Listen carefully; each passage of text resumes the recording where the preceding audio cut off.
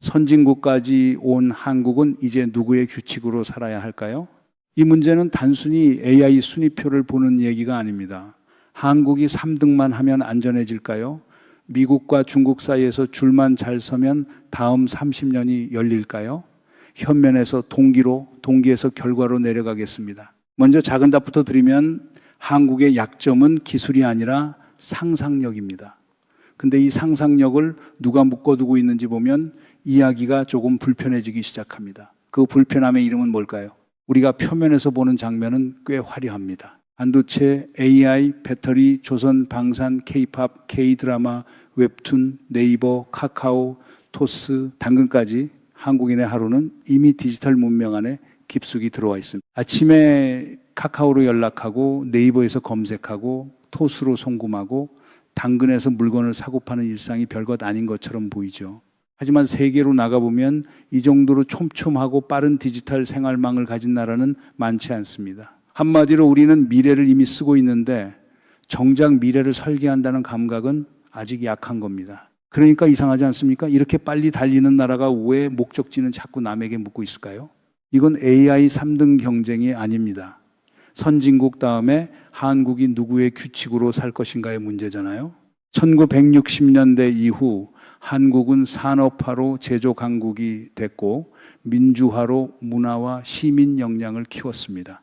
2025년과 2026년을 통과하는 지금 산업 문명은 끝자락에 서 있고 디지털 문명의 초입이 열리고 있습니다. 인터넷, 모바일, AI, 곧 양자 기술까지 이어지는 흐름은 그냥 새 기계가 나왔다는 뜻이 아닙니다. 국가 운영 방식, 교육, 금융, 복지, 군사, 언론, 선거의 형식까지 바뀐다는 뜻입니다. 그런데 우리는 아직도 대치동식 추격 모델과 조중동식 낡은 헤드라인, 검찰 카르텔식 사법정치의 시간표에 너무 많은 에너지를 쓰고 있습니다. 이 간극을 누가 가장 좋아할까요? 먼저 미국을 보겠습니다. 지난 200년 미국을 움직인 축은 워싱턴의 양당 체제, 월스트리트 금융, 아이비리그, 뉴욕타임스와 CNN 같은 레거시 미디어였습니다. 그런데 실리콘밸리의 일부 세력, 특히 팔런티어를 중심으로 한 피터 틸, 알렉스 카프 같은 사람들은 이렇게 판단한 겁니다. 공화당과 민주당만으로는 중국의 속도를 못 막는다. 기존 대학과 언론만으로는 새 문명의 사상을 못 만든다. 그러니까 기술 기업이 소프트웨어를 만들고 책을 쓰고 영화사까지 차리며 사상과 문화까지 건드리려 합니다. 김어준식으로 말하면 이 사람들은 그냥 코딩하는 형들이 아니라 국가 운영체제 업데이트를 하겠다고 나온 겁니다. 문제는 미국의 업데이트 버튼이 아직도 워싱턴 지하 어딘가에서 로딩 중이라는 점 아닐까요? 중국은 더 노골적입니다. 1979년 덩샤오핑의 개혁 개방 이후 중국은 실적 중심의 테크노크라트 국가 운영을 미뤄왔습니다.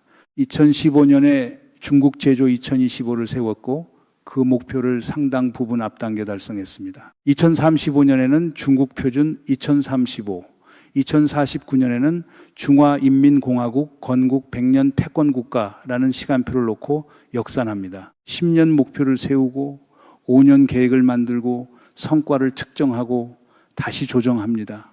BYD, 알리바바, 위챗, 샤오미 같은 기업은 단순한 회사가 아니라 국가 전략의 실험장처럼 움직입니다. 심지어 보험료도 매일의 운동, 이동, 결제 습관에 따라 달라질 수 있는 디지털 금융 실험이 진행됩니다.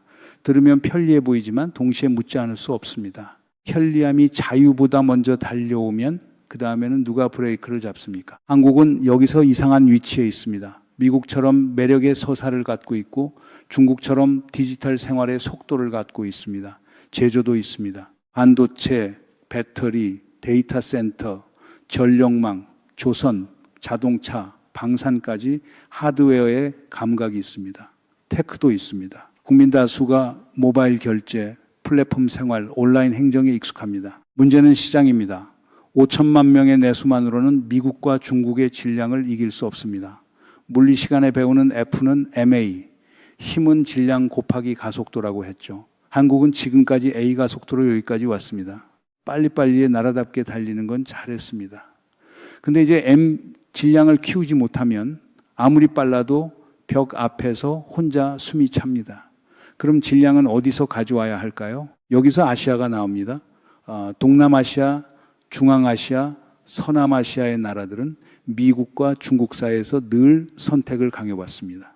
중국의 1대1로는 2012년과 2013년 무렵부터 장기적으로 움직였고 인프라와 금융과 디지털 생태계를 묶어왔습니다. 미국은 중국을 누르고 싶지만 혼자 감당하기엔 시간이 중국 편으로 흐르는 장면이 많아졌습니다. 한국이 만약 새로운 디지털 표준, 투명한 데이터 거버넌스, 시민 참여형 알고리즘, K 브랜드의 신뢰를 결합해 아시아의 제3 선택지를 만든다면 이야기는 달라집니다. 250년 전 미국의 건국 세대가 동부의 작은 연합에서 출발해 산업 문명의 표준을 만들었듯 한국도 서울, 부산, 대전, 세종, 광주를 묶어 디지털 문명의 실험 도시로 만들 수 있습니다. 그런데 이런 상상을 해야 할 시간에 우리는 매일 어떤 뉴스에 붙잡혀 있습니까? 여기서 보수 주류 매체와 국민의힘 강경파 그리고 검찰 카르텔의 문제가 들어옵니다. 이들은 한국의 미래 질문을 자꾸 과거의 신문장으로 끌고 갑니다. 누구를 압수수색했느냐, 누가 어느 말을 했느냐, 어느 장면을 잘라붙이면 분노가 더 팔리느냐 이런 식입니다. 12.3 비상계엄이라는 내란 시도까지 겪은 나라에서 권력기관이 민주주의의 안전장치가 아니라 위험장치가 될 수 있다는 사실은 이미 드러났습니다. 그런데도 조중동식 보수 프레임은 이 구조를 제도개혁의 문제로 보지 않고 다시 정쟁 상품으로 포장하려 듭니다. 여러분 이거 한번 보이세요. 이게 뉴스 소비입니까? 아니면 국가지능의 배터리 방전입니까? 물론 여기서 시청자는 이렇게 생각할 수 있습니다. 알겠다. 결국 답은 AI 3등 전략이네. 미국과 중국 다음으로 한국이 3등만 하면 되는 거네.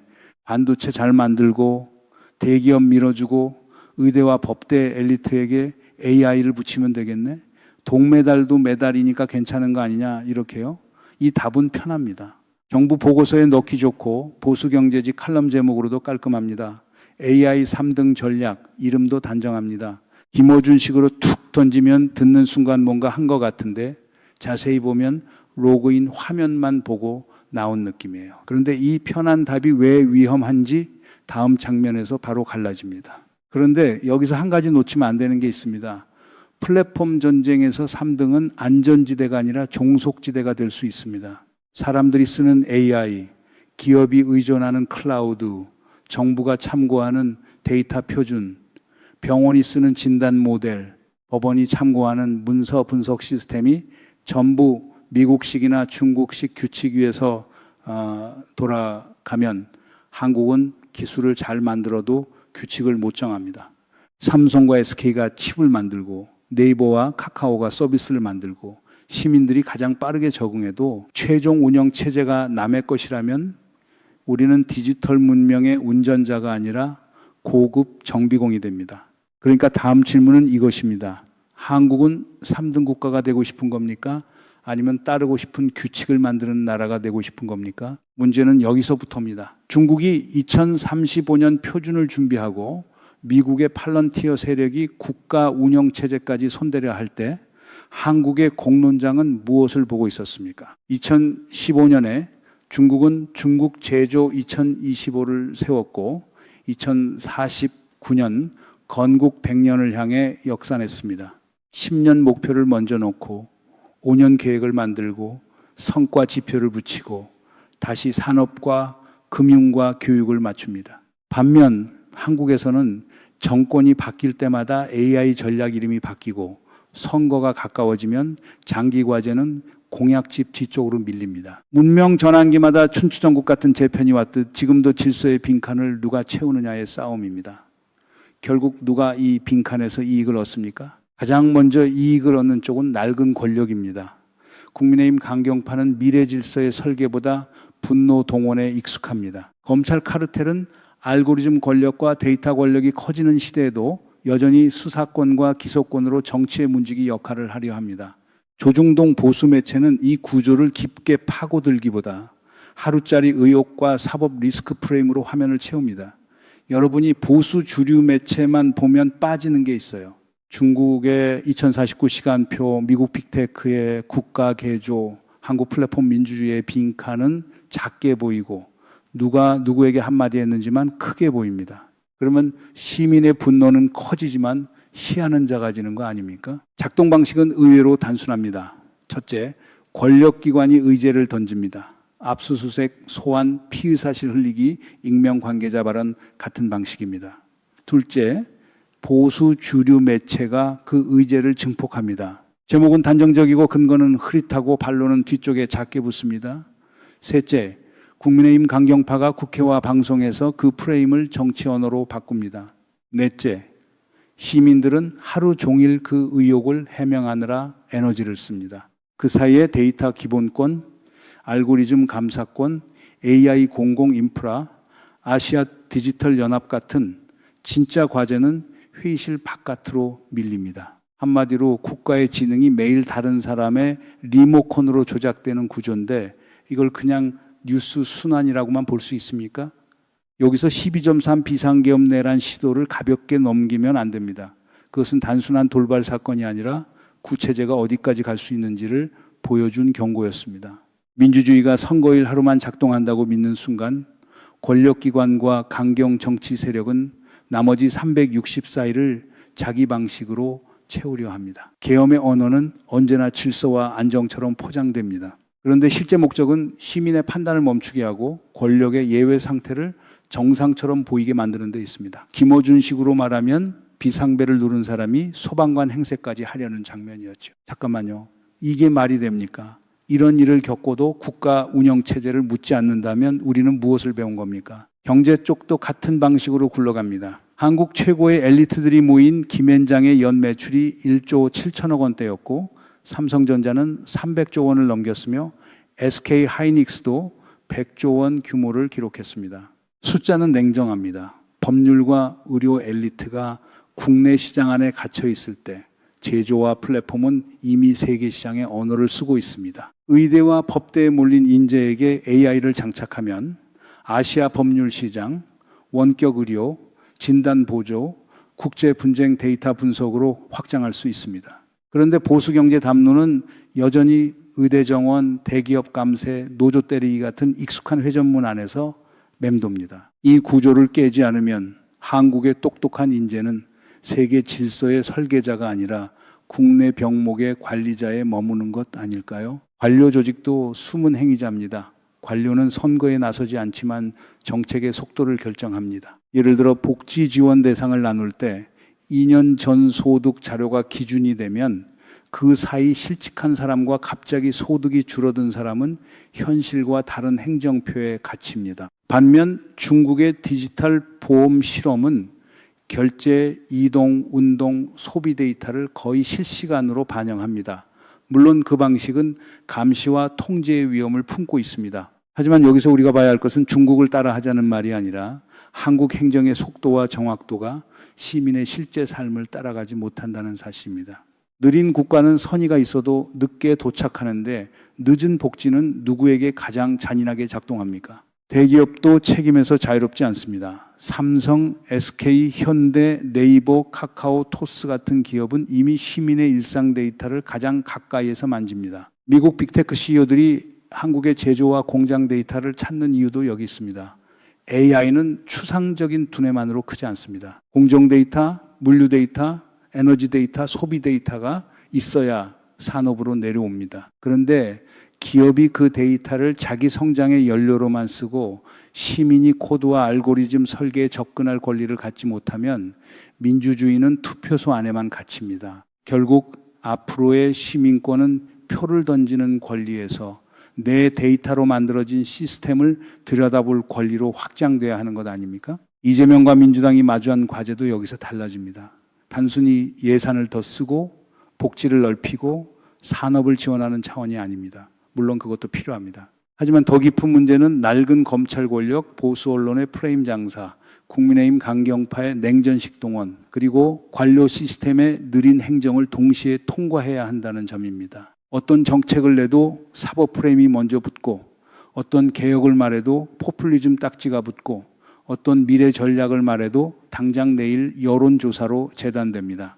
그러니까 실패처럼 보이는 많은 장면은 개인의 의지 부족이 아니라 구조의 저항입니다.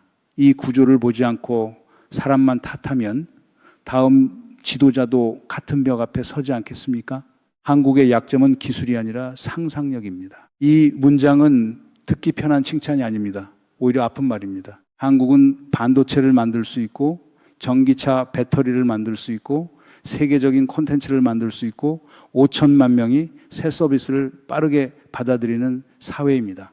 평균적으로 높은 교육 수준과 빠른 적응력도 있습니다. 그런데 이 능력을 어디에 쓸 것인가를 결정하는 상상력이 부족하면 모든 역량은 남의 플랫폼을 더 좋게 만드는 부품으로 흘러갑니다. 아이들이 AI 학원으로 다시 몰리고 부모들이 공대와 의대만 바라보고 언론이 매일 정쟁만 팔고 정치가 수사 기록으로 움직이면 우리는 천재들을 데리고 낡은 게임을 계속하는 셈입니다. 이건 체스판 위에서 드론을 들고도 졸만 움직이는 꼴 아닌가요?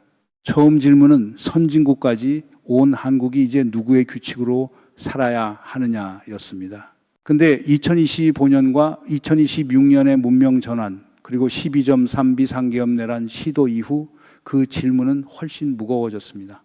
이제는 단순히 미국식 규칙을 따를지 중국식 규칙을 피할지의 문제가 아닙니다. 한국이 민주주의를 지키면서도 데이터와 AI 권력을 통제할 새 규칙을 만들 수 있느냐의 문제입니다. 2045년 해방 100년, 2048년 정부 수립 100년, 2049년 중국 건국 100년이 거의 같은 시간대에 옵니다.